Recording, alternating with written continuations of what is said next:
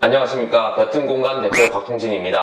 이번 영상은 저번 영상에 이은 공정표상의 30에서 31일차 도배와 데코 타일에 대한 영상입니다. 작업 내용은 특별히 말씀드릴 건 없습니다. 천장 마감재는 실크로 도배 작업을 하였고요. 바닥 작업은 난방 바닥에 사용할 수 있는 데코 타일을 사용하였는데, 이런 내용들은 구독자분들은 모두 아는 내용이라서 신경 쓰셔서 확인하셔야 될 부분들은 영상을 보시면서 설명해 드리겠습니다.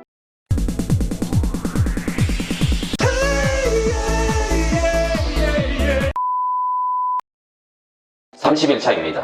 30일차에는 도배 작업과 도장 작업의 미흡한 부분을 작업하였습니다.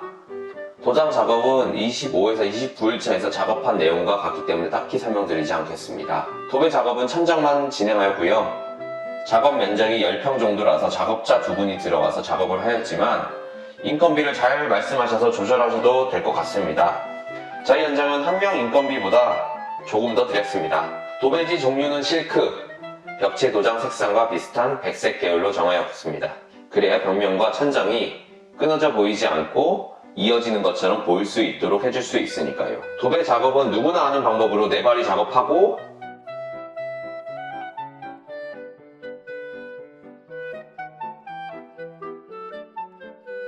도배지를 붙이는 작업을 하였기 때문에 특별히 더 말씀드릴 건 없습니다. 하지만 특별히 신경 써서 보셔야 할 부분은 있습니다. 이건 저희 구독자분들은 영상을 통해 확인하고 작업할 수 있겠죠? 이것도 모르시고 무몰딩 히든도어 작업을 하려고 하시면 안 됩니다. 이번 현장은 천장에 몰딩이 없는 무몰딩 작업입니다. 그렇기 때문에 벽체와 천장이 만나는 곳, 바로 이곳, 벽체 도장, 천장 도배 마감 시 만나는 모서리 부분의 마감이 제일 중요합니다. 그런데 왜 중요한지 알고 계시나요? 기존 대부분의 인테리어 현장에서는 천정 몰딩이라는 걸 사용해서 벽체와 천장 마감재를 분리해 주었기 때문에 크게 신경 쓰실 필요 없이 마감 상태가 잘 나왔습니다. 어차피 몰딩 부분에서 한번 시야가 끊어지기 때문이죠. 하지만 무몰딩은 몰딩 자체가 없기 때문에 조금이라도 코너 부분의 마감이 이상해져 버리면 벽체의 도장과 천정의 도배지가 끊어진 것처럼 보여서 벽면과 천장이 우리가 의도한 한 면처럼 깨끗하게 보이지 않기 때문입니다. 그럼 저희 현장의 마감 상태를 한번 보여드리겠습니다. 자, 이렇게 보완 작업까지 완료하셨다면 도배 작업 끝입니다. 이제 내일 작업할 데코 타일 작업만 마무리한다면 대부분의 마감 작업은 끝났다고 보시면 됩니다. 그럼 오늘 공사 비용에 대해서 한번 알아보겠습니다. 공사 비용은 특별한 건 없습니다. 천장의 면적도 10평이 조금 넘어서 여유있게 도배지 3롤, 금액과 부자재 비용, 그리고 인건비 한 명분보다 조금 더 들었습니다. 도장공은 25일날 전체를 지불했기 때문에 금액은 들지 않았고요. 도배 작업자 인건비는 두 분이 작업하였지만 작은 평수로 인해 한 분의 인건비보다 조금 더 드린 금액입니다. 자재비로는 다음 착수회에서 작업할 도기류 56만 890원이 들어서 총 금액은 이렇게 나왔습니다.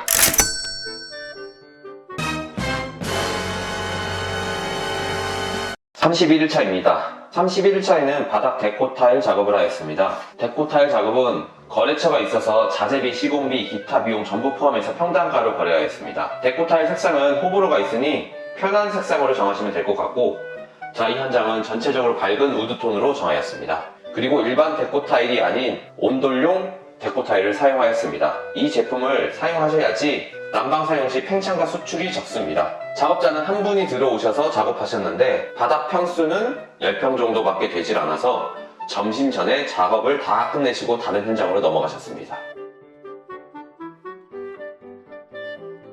바닥 작업을 하시면서 확인하실 부분은 벽체 인코너 부분과 아웃코너 작업 시 마른 목골로 재단하지 않고 직각으로 딱 데코 타일이 떨어지는지 이 점을 확인해 보셔야 합니다. 벽체 작업을 해서 좋은 점 중에 하나가 바닥과 벽체가 딱딱 수평이 맞아서 떨어지는 점이기 때문이지요. 저희 현장의 작업 장면과 벽체와의 마감 상태를 한번 보여드리겠습니다. 이런 모습입니다. 보시면 살짝의 틈은 보이지만 특별히 실리콘 마감을 할 정도로 틈이 벌어져 보이진 않습니다. 입만 벌리면 거짓말이 자동으로 나와. 물론 이런 틈새도 용서 못하시는 분들은 아주 살짝만 틈새만 메꾼다는 생각으로 작업하셔도 좋습니다. 실리콘 작업을 이런 식으로 하시면 됩니다. 어떠세요? 여러분들은 어떤 마감 상태가 더 마음에 드시나요? 이렇게 바닥 작업까지 전부 끝났습니다. 여기까지 영상을 봐주신 분들을 위해서 준비하였습니다. 현재까지 진행된